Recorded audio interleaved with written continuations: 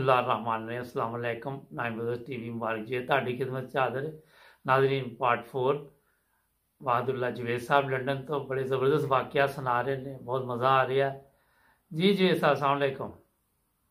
वालेकुम सलाम। अच्छा वाक़या सुनाओ जी ਜਿਹੜਾ ਤੁਸੀਂ ਜ਼ਬਰਦਸਤ। हाँ जी, जी जी और तुसी हुक्म कीता ही ना कि तबलीग के दौरान कोई दरखास्त की मुख्तलिफ थी, वाक़यात आते हैं। दरखास्त की थी ਤੁਹਾਨੂੰ। जी, जी जी वो एक दफा ना मैं अपने जिन्हों साली कहते ना जी जी सिस्टर इन ला जी जी बिल्कुल ਉਹਦੇ ਕੋਲ ਗਿਆ जी जी ਤੇ ਉਹਨੇ ਸੋਚਿਆ ਕਿ ਮੈਂ ਇਹਨੂੰ ਤਬਲੀਗ ਕਰਾਂ। अच्छा ਤੇ ਉਹਨੇ ਬੜਾ ਮਾਹੌਲ ਬਣਾਇਆ, ਆਪਣੀ ਵੱਲੋਂ ਇਸਲਾਮਾਬਾਦ ਰਹਿੰਦੀ ਸੀ। अच्छा ਆਓ ਭਾਈ ਨੂੰ ਸੈਰ ਕਰਕੇ ਆਈਏ, ਥੋੜੀ ਜਿਹੀ ਲੌਂਗ ਡਰਾਈਵ ਤੇ ਜਾਣਾ ਆ। अच्छा जी ਉਹ ਬਹਿ ਗਏ, ਗਾਣੇ ਗੂਣੇ ਲਾਤੇ। ਮੈਨੂੰ ਅੱਜ ਵੀ ਯਾਦ ਆ कि वो बारिश ही आ रही थी, उन्हें गाना लाया, पता नहीं कि वो भूली दास्तां। अच्छा लो फिर याद आ गई। ओए होए। उस माजी च मैनू ले जाना चाहती सी ना। जी जी ते फिर कहन लगी देखो कितना अच्छा जमाना सी वो, जदों असीं इकट्ठे हुंदे सी, ऐ हुंदा सी, ऐ हुंदा सी। ते देखो हुण तुसीं अपना पैरां दी मिट्टी छड्ड गए हो, मजहब छड्ड गए हो, दायरा इस्लाम चों निकल गए हो। अच्छा ये कोई अच्छी गल ते नहीं ना होई। तो ਤੁਹਾਨੂੰ ਗਾਣੇ ते ਸੁਣਨੇ तुसीं ਚਾਹੀਦੇ वापस आ जाओ जी दायरा इस्लाम च। जी जी मैं क्या गल सुन, होया इस तरह है कि असी खड़े सी दायरा इस्लाम ची, जी जी तुसी सानू पुश करके कढ़ना चाहया बिल्कुल कि धक्का दे के तुहानू बाहर कढ़ीए। जी जी असी मजबूत खड़े रहे हैं जी जी ते जेड़े सानू धक्के दिंदे सी ना दायरे चों कढ़न लई, जी जी उस स्लिप होके आप ही दायरियां चों बाहर निकलते रहे। बिल्कुल इस तरह ही मैं कहा देख, नबी पाक सल्लल्लाहु अलैहि वसल्लम ने फरमाया सी कि मेरी उम्मत दे 73 फिरके हो जाणगे, जी जी उन्हां चों एक सच्चा होएगा जी जी ते बाकी नारी होणगे। जी जी मैं कहा तू मैनूं दस के रसूले पाक सच्चे सन कि तू सच्ची है, जी जी या तेरे मौलवी सच्चे ने? जी जी कहंदी रसूले पाक सच्चे ने। मैं कहा उन्होंने तो कहा सी एक होएगा, जी जी ते तुहाडे मौलवी कहंदे कि नहीं 72 होणगे सच्चे, एक झूठा होएगा। हाँ जी मैं कहा उल्ट गल कर दी कि नहीं उन्होंने? जी जी रसूले पाक नूं झूठा करार दिता ते बिल्कुल गल भी उल्ट करके मनदे सी लोग। जी जी 14वीं सदी के मौलवियों के पीछे पै गए, जिन्हां दे बारे च रसूले पाक ने फरमाया सी की हदीस है ना जी, एक उलमाहुम शर्र मिन तहत अदीम समाए। बदतरीन मखलूक। मैं कहा हाँ तुसी ओहदे च शामिल हो गए, उलमा दे पीछे लग गए हो। जी जी मैं कहा चल ठीक है, तेरी मान लेना मैं। ठीक तू मैनू ये दस दे कि साडी है तालीम, जी जी बहाने ने अपनी सारी तालीम दस दी ना, जी जी इस तो चंगी तालीम जिहड़ी है ना वो तू दस दे जी जी ते मैं उधर चला जाना। जी जी मैं कहा देख सूरत हाल ये है कि मैनू तू समझदी कि मैं पानी दे गड़े च गिरिया है, जी जी तेरा ही ख्याल है ना मैं गड़े च गिर गया? उन्होंने कहा हाँ। मैं कहा मैनू नजर आ रहा कि ऊपर अग लगी है, हाँ जी तू मैनू गड़े जो पानी जो कढ़ के ते अग दे विच खिंचना चाहनी है, जी जी ते मैं तेरे हाथ च हथ किवें दे दियां? वो गालिब दा एक मिसरा जी, जी जी शेर तो मैनू शायद पूरा याद ना हो, जेड़े समझदे ने शायरी नूं माफ कर देन मैनू।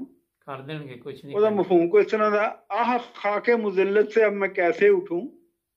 अगला मिसरा ठीक है, अच्छा उस्ताद दा तर्ज मुझसे मेरा दस्तगीर हो।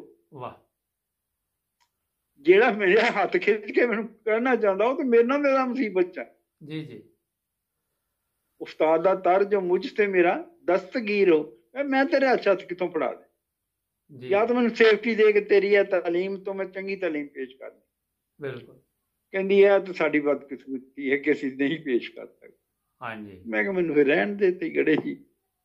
बिल्कुल ਉਹਦੇ ਬਾਅਦ ਉਹਨੇ ਉਮੀਦ ਲਾਤੀ कि बंदा नहीं ठीक हो सकता। लेकिन मिलते मुलते ने वैसे हुण नहीं जी नहीं, उन्हें कोई नहीं मिलता, कोई तलक वास्ता नहीं।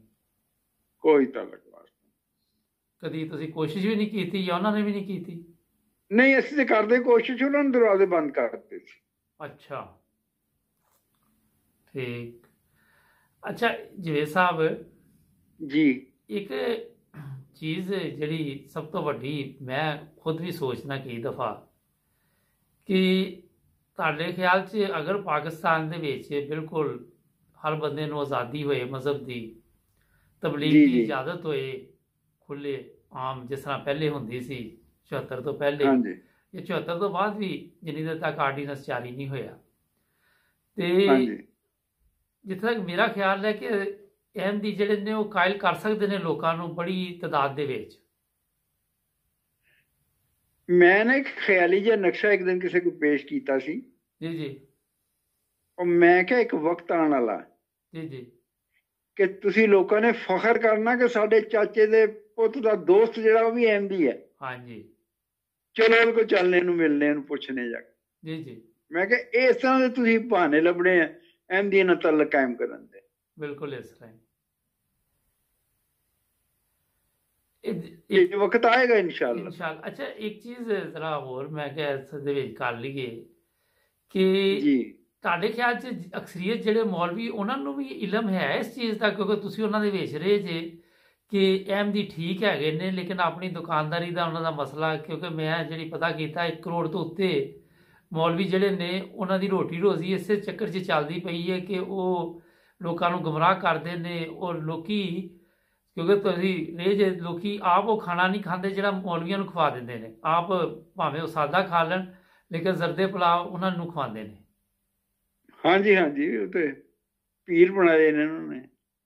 ਲੇਕਿਨ ਤੁਹਾਡਾ ਖਿਆਲ ਕਿ ਮੌਲਵੀਆਂ ਨੂੰ ਵੀ ਪਤਾ ਕਿ ਅਹਿਮਦੀ ਬਿਹਤਰ ਨੇ, ਸਹੀ ਜਾ ਰਹੇ ਨੇ?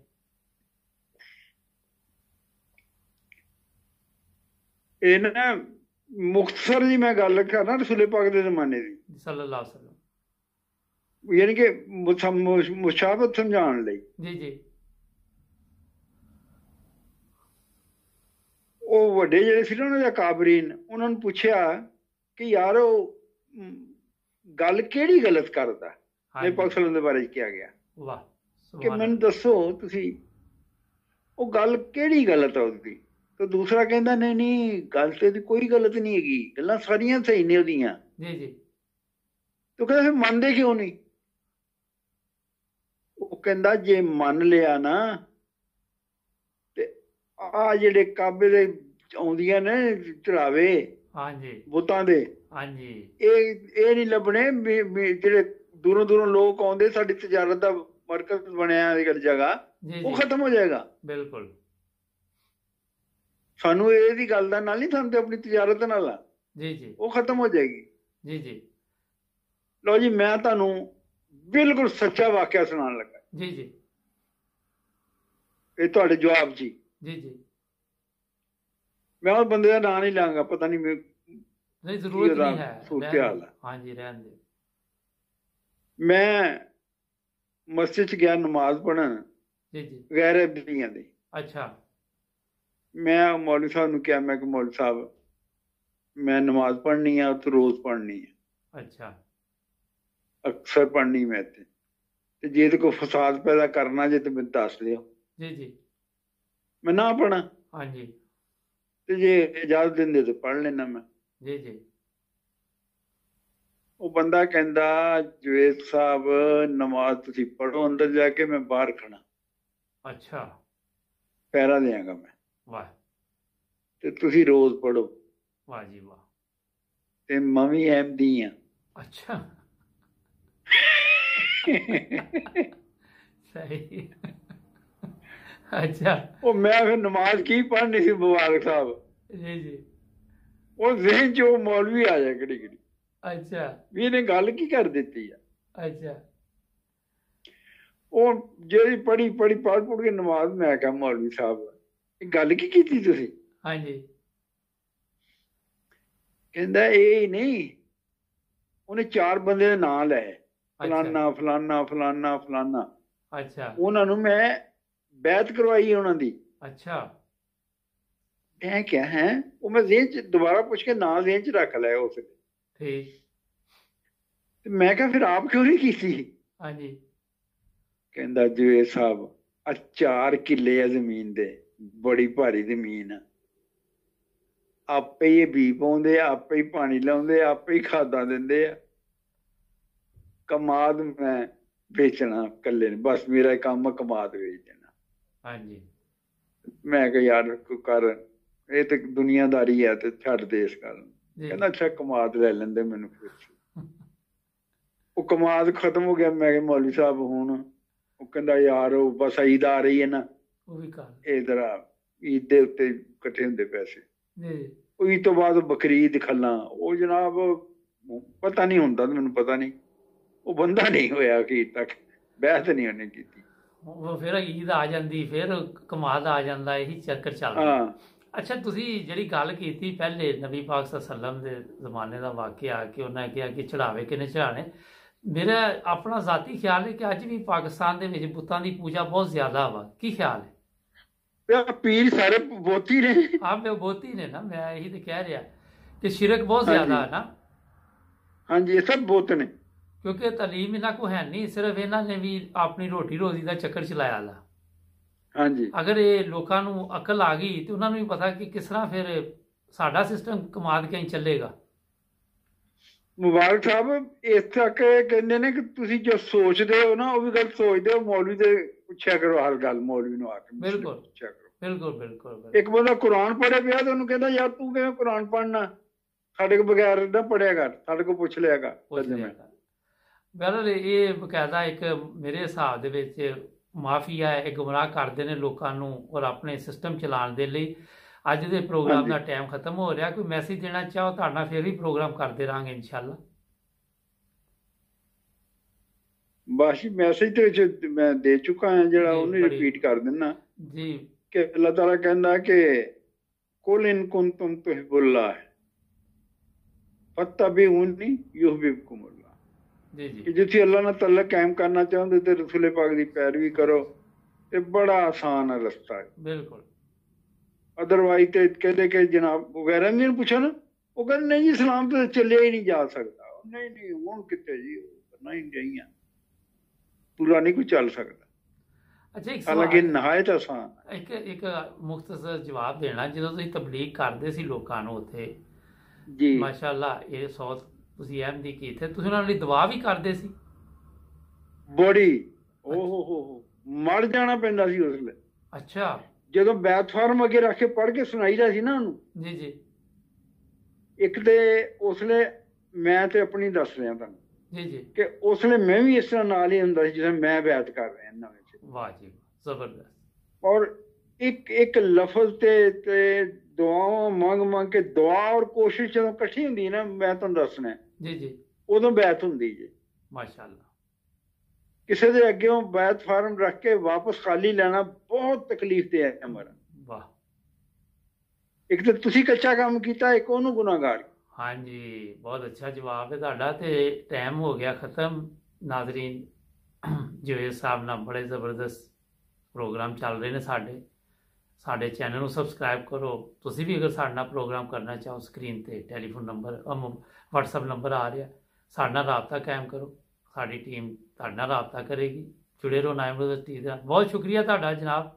ਜਜ਼ਾਕ ਅੱਲਾ ਜੀ, ਜਜ਼ਾਕ ਅੱਲਾ। ਫਿਰ ਵੀ ਤੁਹਾਡੇ ਨਾਲ ਰਹੇਗਾ ਪ੍ਰੋਗਰਾਮ ਇਨਸ਼ਾਅੱਲਾ। ਤੇ ਇਜਾਜ਼ਤ ਦਿਓ ਨਾਇਮ ਬ੍ਰਦਰਜ਼ TV ਤੋਂ ਮੁਬਾਰਕ ਜਵੇਦ ਨੂੰ। ਮਿਲਾਂਗੇ ਅਗਲੇ ਪ੍ਰੋਗਰਾਮ। ਅੱਲਾ ਹਾਫਿਜ਼। ਓਕੇ ਜੀ, ਅੱਲਾ ਹਾਫਿਜ਼।